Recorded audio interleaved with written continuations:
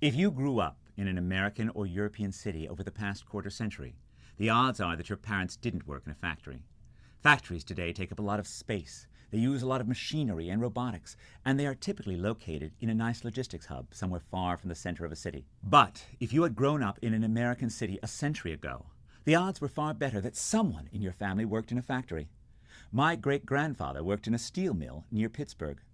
In this section, we try to understand the link between cities and industry. One reason to care about the industrial city is to understand the post-industrial landscape of cities like Detroit, Cleveland, Manchester, and even New York. Many of these places were built up to enable manufacturing and to house thousands of factory workers. Today, those factories have left, but the housing remains, and so many of the cities have decayed, slowly but unceasingly. We hope for a better future for Detroit, but to get to that future, we must start by understanding the past. A second reason why the tale of urban industrialization is so important is that it illuminates the connection between cities and creativity. Western cities will never live through another industrial revolution, but they may well experience some other technological watershed. They may well create such massive innovation. Perhaps if we understand the industrial past of cities better, we will be able to handle the next revolution with less pain.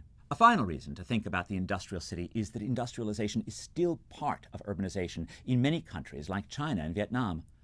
I personally suspect that the Chinese cities will contain factories for only a few decades, and that pretty soon China will have to deal with places that look a lot like Detroit during the 1980s. But even if that prognosis is wrong, a better understanding of the link between cities and industrialization can improve policymaking in the world's remaining manufacturing cities. Industry, with its belching smokestacks, was always an odd fit into the urban landscape, but it was, nonetheless, a critical part of our urban history.